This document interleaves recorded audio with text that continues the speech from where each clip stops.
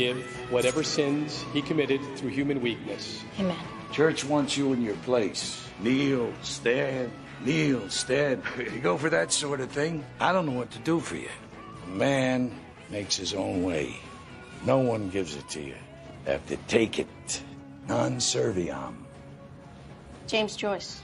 Smart, Colin. Guineas from the North End down Providence try to tell me what to do. And something maybe happened to him. Maybe, like that.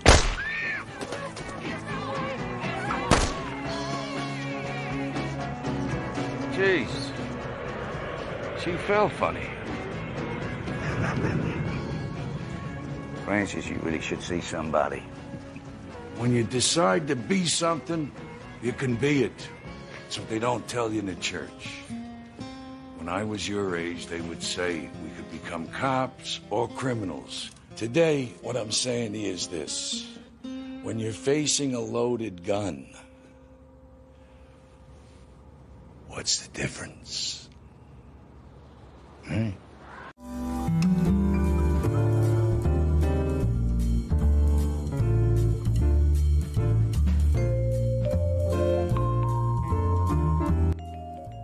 L'introduction du film Departed fait partie pour moi des meilleures introductions de films que j'ai jamais vu. C'est-à-dire que chaque fois que je vois cette intro que je vous ai mis là au tout début là, que j'ai un peu réduit, c'est pour moi l'une des plus belles intros de l'histoire du cinéma parce que à travers cette scène, notamment avec le personnage joué par Jack Nicholson, Frank Costello et la version jeune un peu du personnage qui va être interprété par Matt Damon qui s'appelle Colin Sullivan, voyons comment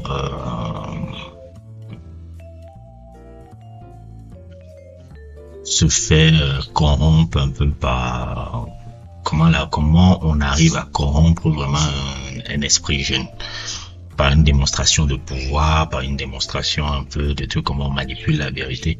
Et cette scène me marque un peu parce que elle fait écho un peu à ce qui va arriver au personnage plus tard. Quand ce que là je vais spoiler, je serai obligé de spoiler pour parler de ce film là parce que je pourrais pas truc donc si qui ne veulent pas qui veulent le découvrir, allez le regarder directement pour ceux qui l'ont pas vu, mais moi je vais complètement spoiler et tout, mais je vous préviens, je préfère dire que vaut mieux que vous le regardez d'abord et après vous regardez, pour ceux qui vont voir l'analyse du film que je vais faire. Regardez-le d'abord avant de regarder l'analyse parce que moi je vous dis, je vous conviens, je vais spoiler et franchement le spoil sur ce film là, ça gâche un peu la vision du film que vous allez voir. De tout.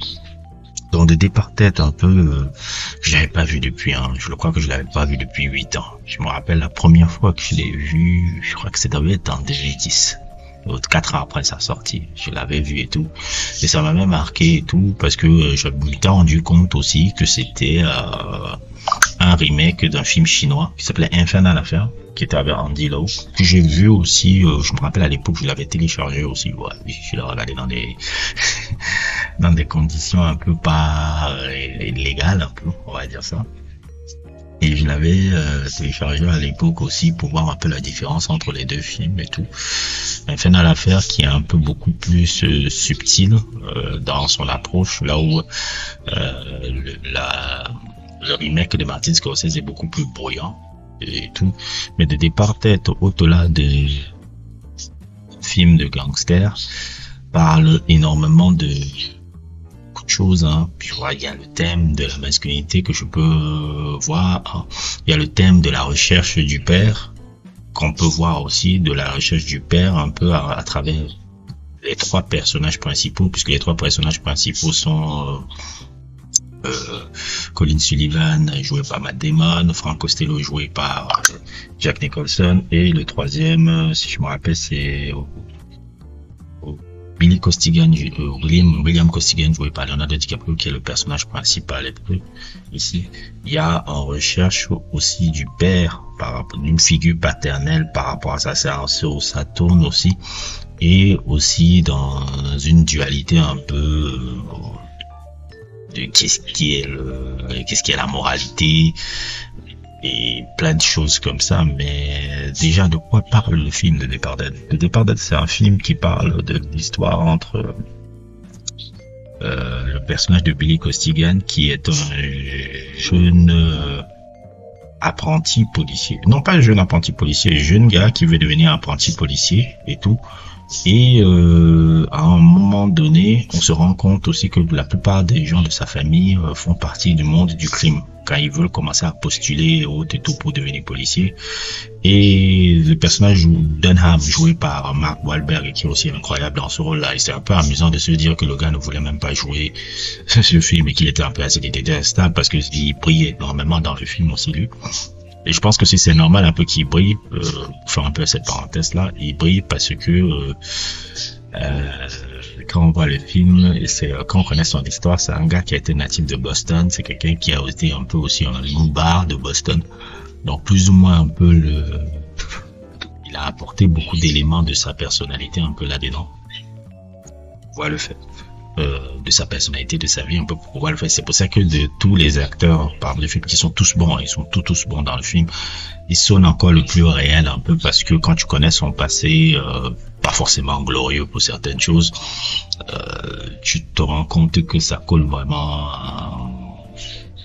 à son rôle et autres, qu'il excelle dans ce rôle-là. Et le personnage de Dunham et autres et tout, pas découvre, mais le fait comprendre que dans sa famille et tout, plus ou moins, pour résumer un peu, il a grandi dans une famille, en tout cas la famille du côté de son père est une famille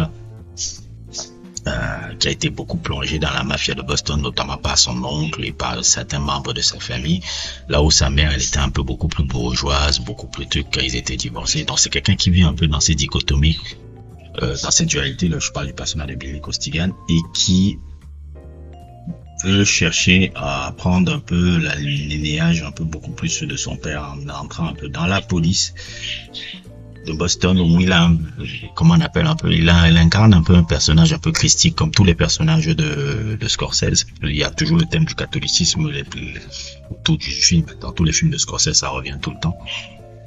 C'est un peu un Jésus, un peu martyr, un peu particulier, quand on connaît même aussi la fin un peu qu'il a un peu dans le film et tout.